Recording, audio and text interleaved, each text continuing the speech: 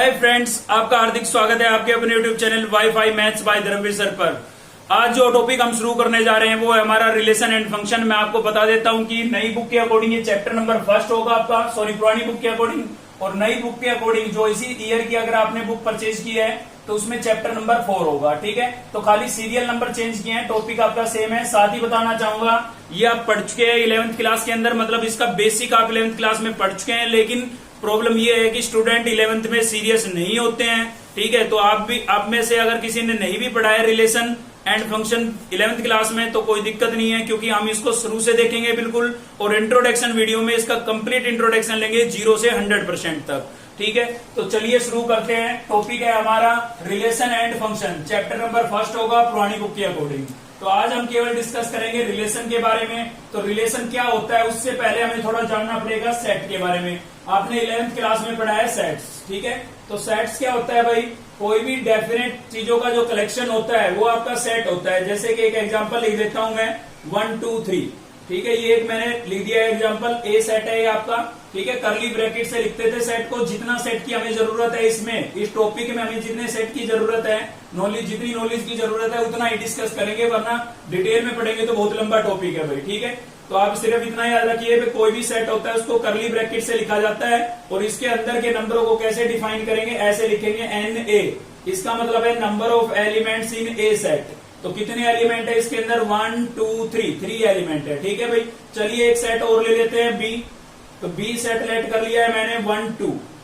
ठीक है, 1 और 2, ये बी सेट लेट कर लिया है। ठीक है, तो सेट के बारे में केवल आपको इतना ही जानना है कि सेट को करली ब्रैकेट से लिखा जाता है, और इनके एलिमेंटों को लिखने के लिए हम NA ऐसे करके लिखते हैं, मतलब number of element in set ए। अब जानते हैं इसका प्रोडक्ट, मतलब कोई भी दो सेट का प्रोडक्ट कैसे कराया जाता है भाई। ठीक है, प्रोडक्ट के बारे में जान लेते हैं। तो कोई भी दो सेट का प्रोडक्ट कैसे कराया जाता है? जैसे मुझे ए सेट का प्रोडक्ट कराना है बी के साथ। ठीक है, तो पहले क्या लिखा हुआ है? ए सेट लिखा हुआ है, तो मैं ए सेट को लिख देता हूं 1 2 3। क्लियर है, और इनटू में लिख देता हूं बी सेट को। बी सेट क्या है मेरे पास? 1 2। तो दोनों का प्रोडक्ट कैसे कराएंगे? दोनों का प्रोडक्ट कराने के लिए हमें बनाने होते हैं ऑर्डर पेयर। साथ ही आपको यहां से ऑर्डर पेयर भी कंसेप्ट क्लियर होने वाला है कि ऑर्डर पेयर क्या होते हैं। ठीक है ना, ऑर्डर पेयर भी आपको यहां से क्लियर होंगे। तो दोनों का प्रोडक्ट कराते हैं, तो इसका आप एक एलिमेंट पकड़ेंगे और इसके एलिमेंटों के साथ पेयर बनाएंगे भाई। ठीक है, तो 1 का 2 1 के साथ बनाएंगे, क्या बन जाएगा? 1 1। ऐसे ही 1 को पकड़े रखे आप, दूसरे के साथ बनाएं तो क्या हो जाएगा? 1 2। तो 1 का हमने इन दोनों के साथ पेयर बना दिया है। ठीक है, ऐसे ही आपका 2 का 1 के साथ बनाएंगे तो क्या हो जाएगा? 2 1। 2 का 2 के साथ बनाएंगे 2 2। नेक्स्ट एलिमेंट क्या है? 3। तो 3 का 1 के साथ 3 1, और 3 का 2 के साथ 3 2। ठीक है, तो इनको क्या बोलते हैं? हम ऑर्डर पेयर बोलते हैं। ये आपका एक ऑर्डर पेयर है, दूसरा हो गया, तीसरा हो गया। ठीक है ना, इस टाइप से इनको हम क्या बोलते हैं? ऑर्डर पेयर बोलते हैं। और प्रोडक्ट कैसे कराते हैं वो आपको समझ में आ गया होगा। ठीक है, तो कोई भी दो सेट का प्रोडक्ट कैसे कराया जाता है ये कंसेप्ट आपको क्लियर हो गया होगा। तो चलते हैं, अब हमारा नेक्स्ट टॉपिक होगा रिलेशन। चलिए जान लेते हैं रिलेशन क्या होता है। सेट के बारे में ये इतनी बातें क्लियर है अगर आपको, तो कोई दिक्कत नहीं है, इससे ज्यादा जरूरत नहीं पड़ेगी सेट के बारे में। ठीक है, तो रिलेशन क्या होता है भाई? रिलेशन हमारा कोई भी एक ऐसा सेट जो किसी दूसरे सेट का सबसेट हो। ठीक है, अब थोड़ा सबसेट की बात आ गई है, तो पहले सबसेट की बात कर लेते हैं भाई। सबसेट क्या होता था? ठीक है, सबसेट क्या होता था ये बात कर लेते हैं। तो जैसे कि आपका ए सेट है 1 2, ठीक है, और बी सेट है आपके पास, बी सेट है आपका 2, बी सेट ले लेते हैं 1 2 3। ठीक है, तो आप देख सकते हैं ए सेट के सारे एलिमेंट किसके अंदर है? बी सेट के अंदर है। ए सेट के सारे एलिमेंट किसके अंदर है? बी सेट के अंदर है। तो हम बोल सकते हैं कि ए जो है हमारा वो सबसेट होगा किसका? बी का। ये सबसेट का साइन होता था। ठीक है भाई, तो ए जो सेट होगा वो बी का क्या होगा? सबसेट। यहां पर यूनियन इंटरसेक्शन वगैरह की जरूरत नहीं पड़ेगी, केवल ये कि ये चीज और थी हमारी सबसेट। तो सबसेट क्या होता है? किसी भी एक सेट के सारे एलिमेंट अगर दूसरे सेट के अंदर बिलोंग कर रहे हैं, आप देख सकते हैं 1 2, तो इसमें बिलोंग कर रहा है ना 1 2, तो हम बोल सकते हैं कि ए जो है वो बी का क्या है? सबसेट है। ठीक है, तो सबसेट का मतलब आपको समझ में आ गया होगा कि किसी भी एक सेट के सारे एलिमेंट अगर दूसरे सेट में बिलोंग करते हैं तो वो पहले वाला सेट दूसरे का क्या होगा? सबसेट होगा भाई। ठीक है, तो चलिए अब जान लेते हैं रिलेशन के बारे में। तो रिलेशन क्या होता है ये जान लेते हैं। देखिए एक चीज और बता देता हूं कि ये चैप्टर कितने मार्क्स का आता है। अगर हम बात करते हैं HBSC की, हरियाणा बोर्ड की, ठीक है, तो हरियाणा बोर्ड के अंदर ये 2 से 4 मार्क्स का टॉपिक है। मतलब मिनिमम 2 और मैक्सिमम 4 मार्क्स के क्वेश्चन आते हैं इसमें से। अगर हम बात करते हैं सीबीएसई की, तो सीबीएसई के अंदर मिनिमम 2 और मैक्सिमम 6 मार्क्स का टॉपिक आता है ये, ठीक है, पूछा जाता है। ज्यादा कुछ नहीं है इसमें, थोड़ा स्टेटमेंट बेस्ड क्वेश्चन होते हैं, इसलिए बच्चे कंफ्यूज हो जाते हैं, घबरा जाते हैं कि बहुत हार्ड टॉपिक है। लेकिन मैं ये कहता हूं सबसे इजी टॉपिक है, अगर आप थोड़ा सा ध्यान देंगे तो समझेंगे तो, ठीक है। तो चलिए जान लेते हैं रिलेशन के बारे में। तो रिलेशन क्या होता है भाई, तो सबसे पहले रिलेशन में पहला अल्फाबेट क्या है, आर, इसलिए हम रिलेशन को आर से डिनोट करते हैं। रिलेशन को किससे डिनोट करते हैं, आर से। तो आर जो होता है मतलब एक ऐसा सेट जो ए क्रॉस बी का क्या हो, सब सेट होगा। इसी में डेफिनेशन छुपी है रिलेशन की, ठीक है। एक ऐसा सेट, आर एक ऐसा सेट होगा जो ए क्रॉस बी का क्या होगा, सब सेट होगा। मतलब ए के सारे एलिमेंट किस में बिलोंग करेंगे, ए क्रॉस बी में बिलोंग करेंगे, मतलब ए और बी के प्रोडक्ट में बिलोंग करेंगे, ठीक है।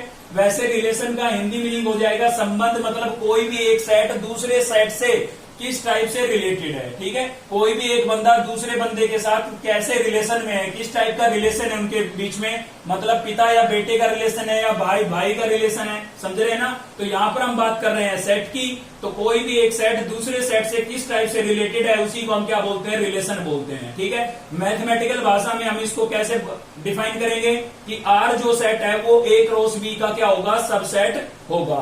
जैसे कि मैं आपको एक एग्जांपल देता हूं, वहां से आपको ये कंसेप्ट क्लियर हो जाएगा, ठीक है। एक एग्जांपल ले लेते हैं भाई। तो आर सेट की एक डेफिनेशन आपको दी जाएगी। आर सेट के लिए मैं आपको बता देता हूं कि आर आपके पास एक ऐसा सेट होगा जिसमें एक्स वाई, ये मैंने लिखा ऑर्डर पेयर, ऐसे लिखा जाएगा। सेट बिल्डर फॉर्म पढ़ी होगी आपने, सेट बिल्डर फॉर्म मतलब सेट को बनाने वाली फॉर्म, ठीक है। एक डेफिनेशन की फॉर्म में लिखते थे हम 11th क्लास में, ज्यादा जानने की जरूरत नहीं है, बस इतना ध्यान रखिए सेट बिल्डर फॉर्म को एक डेफिनेशन की फॉर्म में लिखा जाता है। तो यहाँ पर लिखा हुआ है एक्स वाई, और मैं डिफाइन कर देता हूँ एक्स ग्रेटर देन वाई, और साथ ही बोल देता हूँ कि X Y is belongs to R. तो इस टाइप से आपको एक कंडीशन दी जाएगी जिसके अकॉर्डिंग आपको आर रिलेशन लिखना होगा, आर सेट लिखना होगा, ठीक है। इस टाइप से डेफिनेशन आपको क्वेश्चन में मिलेगी। और साथ ही आपको ए और बी सेट दे दिए गए। यहाँ पर मान लीजिए आपका ए सेट है 2 4, ठीक है, और बी सेट है आपके पास, बी सेट है। इस एग्जांपल से आपका सारा कंफ्यूजन क्लियर है, ठीक है, अच्छे से समझ में आ जाएगा आपको कि रिलेशन क्या होता है। तो बी सेट है आपका, बी सेट ले लेते हैं 1 और ले लेते हैं यहाँ पर 5, ठीक है भाई। ये 2 सेट मैंने लिए। अब मुझे पता है कि आर जो होता है वो सब सेट होता है ए क्रॉस बी का, मतलब मुझे पहले क्या निकालना पड़ेगा, ए क्रॉस बी निकालना पड़ेगा। तो चलिए ए और बी का मैं करा देता हूं क्रॉस, ए और बी का क्या करा देते हैं भाई, क्रॉस। पहले ए लिखा हुआ है तो ए सेट को हम पहले लिखेंगे, ठीक है ना, और इनटू में क्रॉस का साइन लगाया मैंने बीच में, क्या लिखेंगे, बी सेट को। बी सेट आपके पास क्या है 1 5, ठीक है। इस एग्जाम्पल के जरिए मैं आपको काफी चीजें क्लियर कराने वाला हूं, तो आप ध्यान से देखते रहें। तो दोनों का क्या कराएंगे, क्रॉस। कैसे कराएंगे भाई, इसके एक एलिमेंट को पकड़ लीजिए आप, पकड़ लिया हमने 2 को, इसके एक एलिमेंट के साथ पेयर बना दीजिए। तो 2 को पकड़ा, 2 का 1 के साथ 2 1 बन गया पेयर, 2 का 5 के साथ क्या बन जाएगा, 2 5 बन जाएगा, ठीक है। तो इसका हमने दोनों के साथ पेयर बना दिया। अब नेक्स्ट एलिमेंट ले लेते हैं 4, तो 4 का 1 के साथ पेयर और 4 का 5 के साथ पेयर, ठीक है भाई। तो ये मैंने निकाला है ए क्रॉस बी। अब मुझे आर एक ऐसा सेट लिखना है जो इस डेफिनेशन के अकॉर्डिंग हो, ठीक है। पहले डेफिनेशन को समझ लेते हैं क्या बोल रहा है। तो ऑर्डर पेयर में पहले एक्स की वैल्यू लिखी जाएगी, फिर वाई की, एक तो ये बात बोली है, ठीक है। और साथ ही मेन कंडीशन ये है, तो यहां पर बोला है कि एक्स जो है वो ग्रेटर देन वाई होगा। भाई एक्स कहां पर लिखा हुआ है, पहले, वाई कहां पर लिखा हुआ है, बाद में। मतलब इस बात से आपको क्या समझ में आया, इस बात से हमें ये समझ में आया कि एक्स पहले लिखा है, वाई बाद में लिखा है, मतलब पहले वाला नंबर दूसरे वाले नंबर से क्या होना चाहिए, ग्रेटर होना चाहिए। पहले वाला नंबर दूसरे वाले नंबर से क्या होना चाहिए, ग्रेटर। इसका मतलब सिर्फ इतना है कि एक्स वाई जो है वो दोनों ही कैसे नंबर होंगे, रियल नंबर होंगे। तो आपको आर सेट में ऐसे ऑर्डर पेयर लेने हैं जो इस कंडीशन को सेटिस्फाई करे, मतलब जिसमें पहला नंबर दूसरे से क्या हो, ग्रेटर हो। भाई इस डेफिनेशन के अकॉर्डिंग बात कर रहे हैं हम, ठीक है ना। तो पहला जो नंबर है वो दूसरे से क्या होना चाहिए, ग्रेटर। तो देखिए इसमें है पहला नंबर दूसरे से ग्रेटर, आप कहोगे बिल्कुल है क्योंकि 2 1 से बड़ा होता है, तो ये आ जाएगा इसके अंदर। भाई क्लियर है, क्या इसमें है, नहीं है क्योंकि 5 बड़ा होता है 2 छोटा होता है, ठीक है ना। तो ये नहीं है तो ये इसमें नहीं आएगा। क्या ये डेफिनेशन के अकॉर्डिंग सही है, बिल्कुल सही है। 4 1 से ग्रेटर है तो ये यहाँ पर आ जाएगा, ठीक है। क्या इसमें है? नहीं है इसमें, क्योंकि 5 ग्रेटर होता है। तो ये आपका क्या बन गया? एक आर सेट बन गया है। ठीक है, अब देखिए आर सेट हमने बनाया, तो ये इसका सबसेट है या नहीं? ए क्रॉस बी का। इसके एलिमेंट इसमें बिलोंग कर रहे हैं या नहीं कर रहे हैं? बिल्कुल करेंगे भाई, इसी से तो छटनी करके लिखे हैं, इसी में से तो सिलेक्ट करके लिखे हैं डेफिनेशन के अकॉर्डिंग। ठीक है ना, इसीलिए मैंने बोला था कि आर जो है वो ए क्रॉस बी का क्या होगा? सबसेट, क्योंकि ए क्रॉस बी निकालने के बाद उसमें से डेफिनेशन के अकॉर्डिंग एलिमेंट को सिलेक्ट करके लिख देते हैं हम, और वो हमारा क्या बन जाता है? एक रिलेशन बन जाता है। ठीक है, तो इसमें 2 आपका 1 से रिलेटेड है, 4 किससे रिलेटेड है? 1 से रिलेटेड है। क्लियर है? अब साथ ही इसमें जानेंगे हम डोमेन और रेंज के बारे में। ठीक है भाई, डोमेन और रेंज। तो देखिए डोमेन क्या होती है? किसी भी ऑर्डर पेयर का फर्स्ट एलिमेंट, किसी भी ऑर्डर पेयर का जो फर्स्ट एलिमेंट होता है वो आपकी डोमेन होती है। तो इस ऑर्डर पेयर का फर्स्ट एलिमेंट क्या है? 2। इस ऑर्डर पेयर का फर्स्ट एलिमेंट क्या है भाई? 4। ठीक है, तो इसकी डोमेन हो जाएगी इस रिलेशन की 2, 4। साथ ही हम जानेंगे रेंज के बारे में। ठीक है, तो रेंज क्या होगी यहाँ पर? रेंज होती है ऑर्डर पेयर का सेकंड एलिमेंट।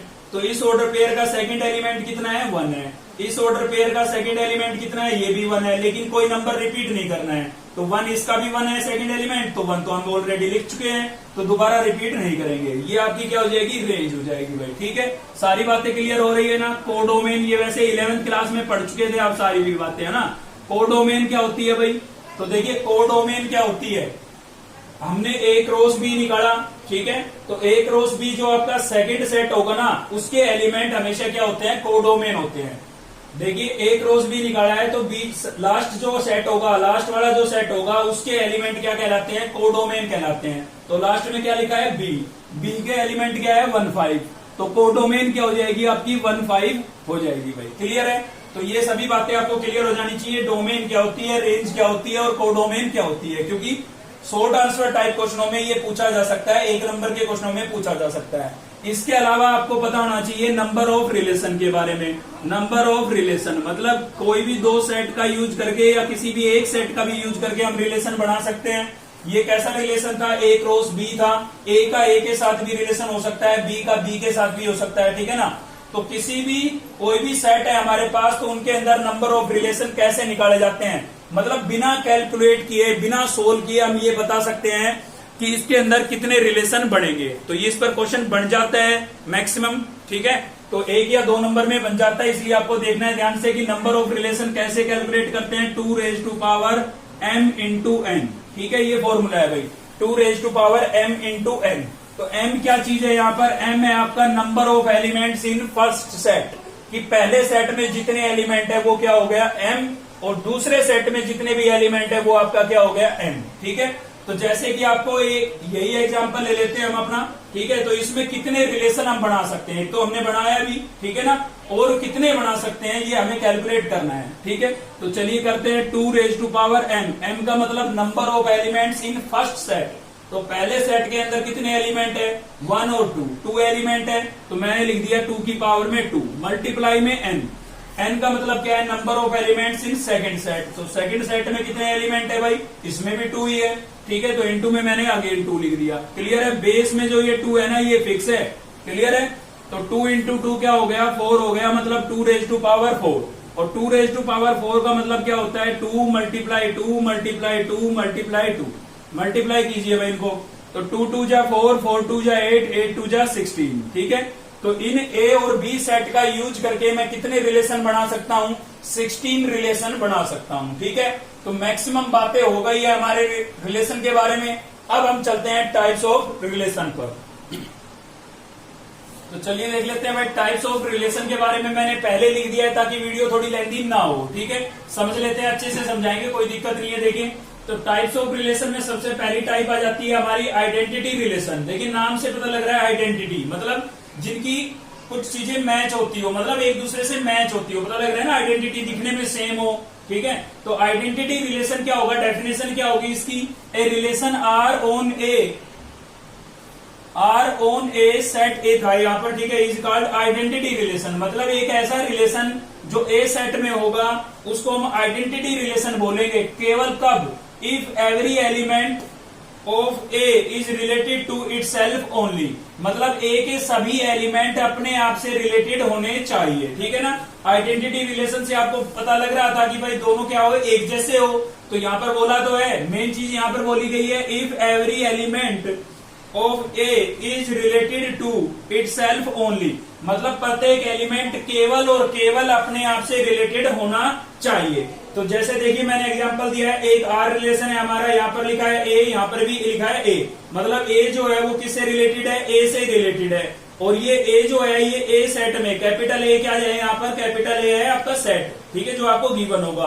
तो कैपिटल ए सेट के अंदर बिलोंग कर रहा है, स्मॉल ए क्या है, एक एलिमेंट, एक नंबर है। ठीक है, तो मतलब प्रत्येक एलिमेंट केवल और केवल अपने आप से रिलेटेड होना चाहिए। ऐसे रिलेशन को हम क्या बोलेंगे, आइडेंटिटी रिलेशन बोलेंगे। क्लियर कराने के लिए मैंने एक एग्जांपल भी लिया है, ए सेट आपको गिवन है 1 2 4, ठीक है, एक रिलेशन मैंने लिखा है, यहाँ पर आप देख सकते हैं जो 1 है इसमें पहला एलिमेंट है 1, तो वो उसका रिलेशन किसके साथ है, 1 के साथ ही है, मतलब अपने आप के साथ रिलेशन है। ठीक है, 2 है, 2 का 2 के साथ ही रिलेशन है। नेक्स्ट 4 है, 4 का 4 के साथ ही रिलेशन है। मतलब प्रत्येक एलिमेंट का अपने आप के साथ रिलेशन होना क्या कहलाता है, आइडेंटिटी रिलेशन कहलाता है। साथ ही एक चीज और बताना चाहूंगा, वरना आगे जाके आप कंफ्यूज होंगे, जब इसकी हम एक टाइप और पढ़ेंगे रिफ्लेक्सिव, ठीक है, तो उसमें और इसमें थोड़ी सिमिलरिटी होती है और बच्चे कंफ्यूज हो जाते हैं। तो बता देता हूं, इसमें जो ये डोमेन है ना, डोमेन आपको पता है प्रत्येक ऑर्डर पेयर का फर्स्ट एलिमेंट क्या कहलाता है, डोमेन, और सेकंड एलिमेंट क्या कहलाता है, रेंज, अभी बताया मैंने। तो इसमें जो डोमेन होगी वो भी ए सेट से बिलोंग करेगी और रेंज होगी वो भी ए सेट से, मतलब जो आपका रिलेशन होगा वो आर टू आर रिलेशन होगा, मतलब उसी सेट का उसी सेट के साथ रिलेशन होगा और प्रत्येक एलिमेंट का अपने आप के साथ रिलेशन होगा। मतलब डोमेन भी ए सेट की होगी, रेंज भी ए सेट की होगी और सभी एलिमेंट केवल और केवल अपने आप से रिलेटेड होंगे। ठीक है, तो ऐसे रिलेशन को हम क्या बोलेंगे, आइडेंटिटी रिलेशन। ठीक है, इसमें केवल इतना ही बताया मैंने कि यहाँ पर डोमेन और रेंज, ये जो एलिमेंट लिखे हुए हैं ना डोमेन और रेंज के, ये दोनों सेम सेट से बिलोंग करेंगे। क्लियर है, चलिए नेक्स्ट टाइप देखते हैं, यूनिवर्सल रिलेशन। तो यूनिवर्सल रिलेशन में क्या है, हमारे पास relation R in a set A is called universal relation, मतलब कोई भी ए सेट आपको गिवन है उससे हमने आर रिलेशन लिखा तो उसको हम यूनिवर्सल रिलेशन बोल सकते हैं। कब बोल सकते हैं भाई, if each element of A का प्रत्येक element is related to every element of A, मतलब ए सेट का एक एलिमेंट ए सेट के बाकी सभी एलिमेंट से रिलेटेड होना चाहिए। ठीक है ना, बोला ईच एलिमेंट, प्रत्येक एलिमेंट से रिलेटेड होना चाहिए। तो रिलेशन यहां पर क्या होगा आपका, ए टू ए ही होगा, मतलब डोमेन और रेंज दोनों सेम सेट से ली जाएगी।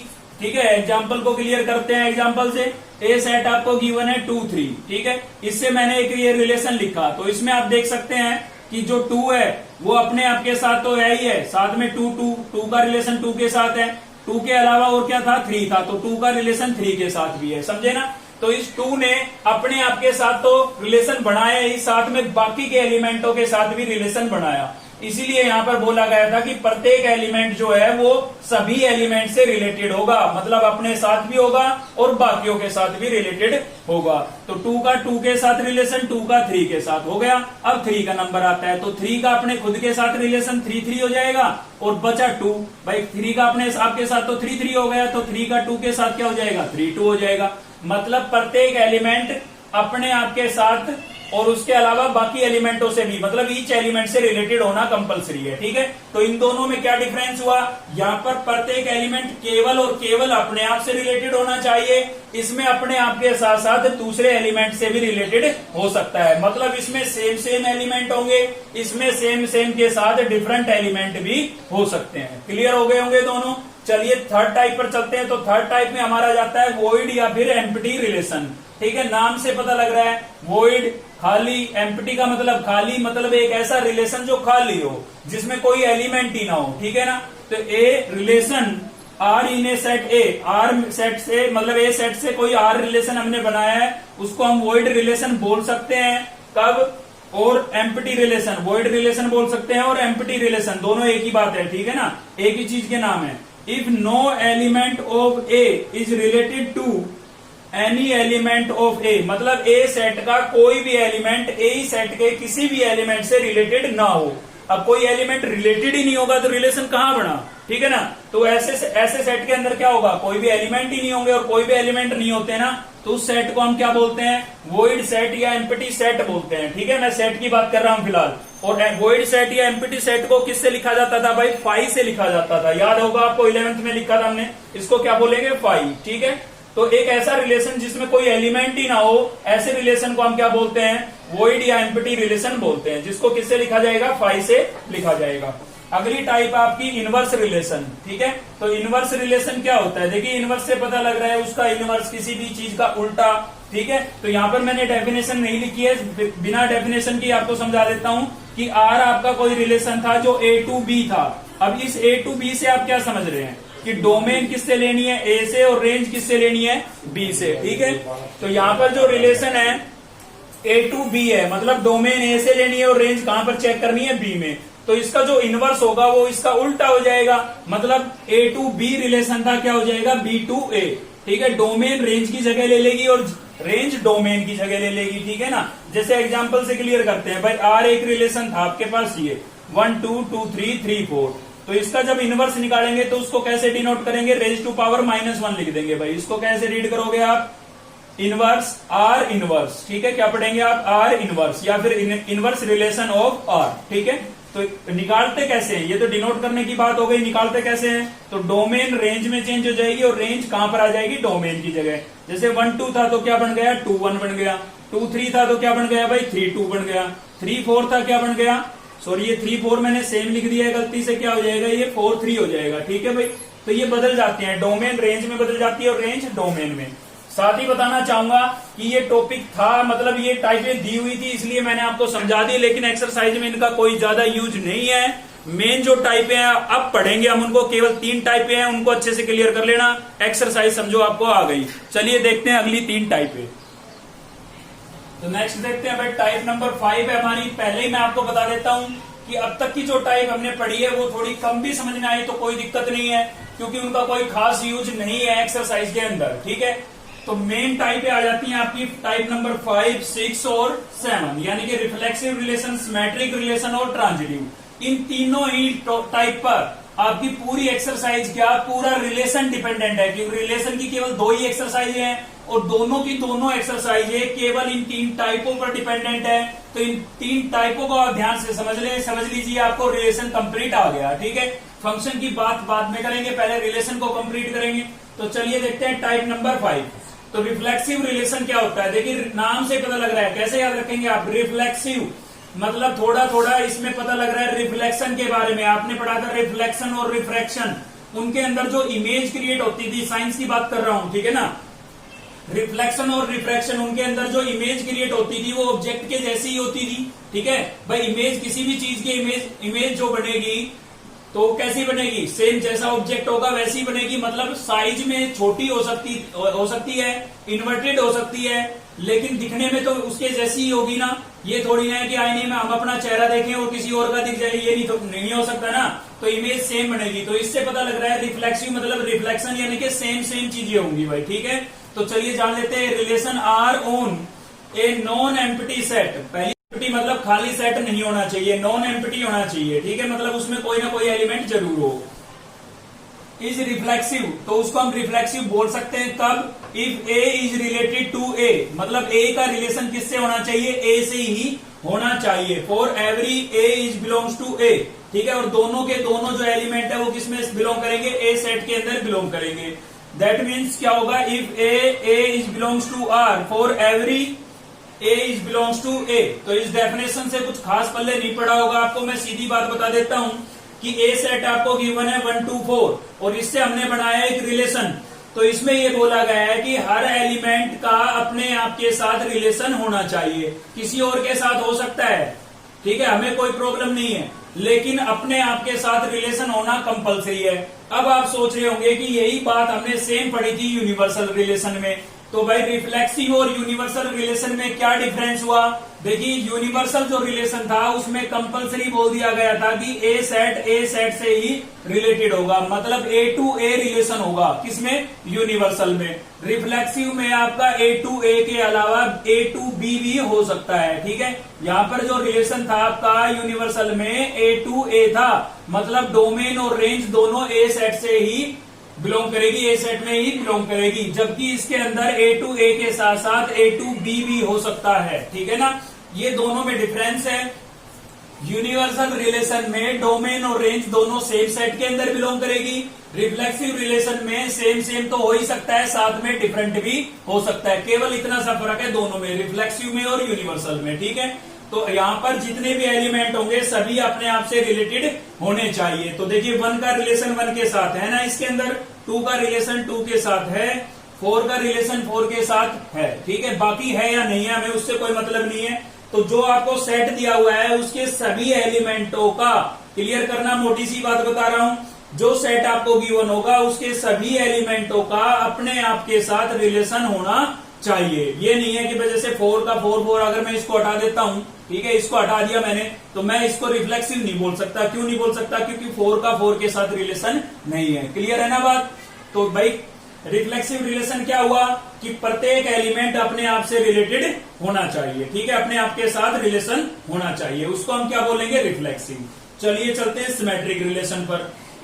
तो सिमेट्रिक रिलेशन क्या होगा भाई? A relation R on A non empty set. तो यहां पर भी वही बात है, एम्प्टी सेट नहीं होना चाहिए, कोई ना कोई एलिमेंट होना चाहिए उसके अंदर, ठीक है। सेट ए इज सिमेट्रिक, तो उसको हम सिमेट्रिक बोल सकते हैं, सिमेट्रिक रिलेशन बोल सकते हैं। कब बोल सकते हैं भाई? कंडीशन क्या है? If A is related to A जो है अगर A is related to B, अगर ए जो है आपका बी से रिलेटेड है, मतलब दोनों में ऑर्डर पेयर है, इसका मतलब यही है, ठीक है ना। ए जो रिलेटेड है वो बी से है, तो बी ए से रिलेटेड होना चाहिए, ठीक है ना। ये कंपलसरी कंडीशन है कि ए बी से रिलेटेड है तो बी ए से, मतलब उसका उल्टा। क्लियर है ना? जैसे कि देखिए यहां पर बताया मैंने, अगर ए बी आपका आर सेट के अंदर आ रहा है, बिलोंग कर रहा है, ए बी जो है ये बिलोंग्स टू का साइन है, ठीक है, इसको क्या बोलते हैं? Belongs to.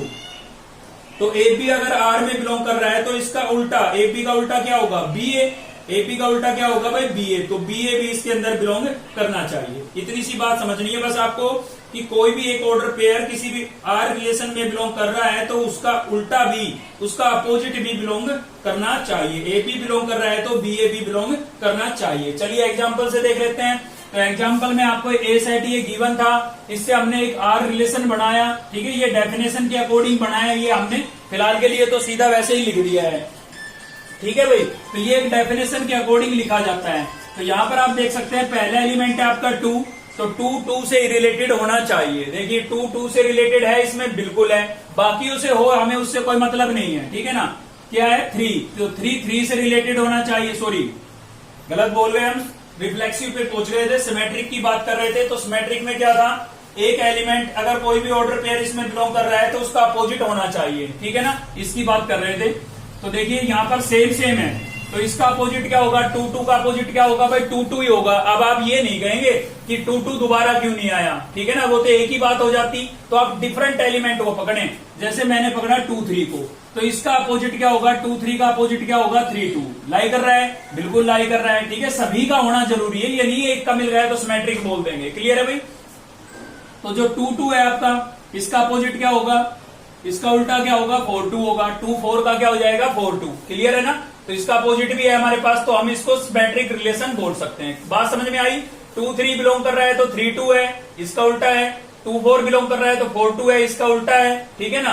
अब ये मत कहना कि 2-2 का दोबारा क्यों नहीं आया भाई। 2-2 का अगर उल्टा करेंगे तो क्या बनेगा? 2-2 ही बनेगा। तो कोई भी सेम एलिमेंट आप रिपीट ही नहीं करते हैं रिलेशन में। क्लियर है ना? तो इसलिए दोबारा नहीं लिखा गया है। सिमेट्रिक रिलेशन का कंसेप्ट क्लियर हो गया होगा आपको, ठीक है। अब चलते हैं ट्रांजिटिव रिलेशन पर। तो ट्रांजिटिव रिलेशन में क्या है भाई? Relation R on A non empty set. Non empty set होना चाहिए, मतलब कोई ना कोई एलिमेंट होना चाहिए उसके अंदर, तो उसको हम ट्रांजिटिव रिलेशन बोल सकते हैं। लेकिन मेन कंडीशन यहां से शुरू होती है कि ए बी से रिलेटेड है। ए किससे रिलेटेड है? बी से। बी किससे रिलेटेड है? सी से है, ठीक है भाई। यदि ए बी से रिलेटेड है मतलब ए बी का ऑर्डर पेयर है, बी सी से रिलेटेड है, बीसी का ऑर्डर पेयर है, तो एसी का ऑर्डर पेयर भी होना चाहिए, ये कंपलसरी है। ठीक है, तो चलिए एक बार फिर से देख लेते हैं इसको कि ए बी अगर आर में बिलोंग कर रहा है, A B order pair R में बिलोंग कर रहा है और बीसी ऑर्डर पेयर भी आर में बिलोंग कर रहा है। ठीक है, तो दोनों में सेम सेम क्या दिखाई दे रहा है आपको, बी। दोनों में कॉमन क्या है, बी। तो यहां से बचा ए और यहां से बचा सी, तो इन दोनों का ऑर्डर पेयर क्या बनेगा, ए सी। तो ये भी बिलोंग करना चाहिए। ठीक है ना, तो डबल पेयर देखते हैं, इसके अंदर डबल पेयर देखेंगे जिनमें एक एलिमेंट क्या हो, कॉमन हो। अगर वो दोनों बिलोंग कर रहे हैं तो उनके अलावा, कॉमन के अलावा जो बच गए ना, उनका ऑर्डर पेयर भी बिलोंग करना चाहिए। क्लियर है, नहीं है तो कोई दिक्कत नहीं है, एग्जाम्पल देख रहे इससे हो जाएगा। तो इसमें आपको एग्जाम्पल दे रखा है हमने 1 2 4। ठीक है, तो आप डिफरेंट का देखें, देखिए सेम का तो अपोजिट वही होगा सेम, तो इसको देखने की आवश्यकता नहीं है। ये देखें 1 2। ठीक है, अब एक ऑर्डर पेयर ऐसा देखें जिसमें एक एलिमेंट इसमें कॉमन हो। ठीक है, तो ये दूसरा ये देख लेते हैं। तो दोनों में एक एलिमेंट कॉमन है, क्या कॉमन है भाई, 2 कॉमन है।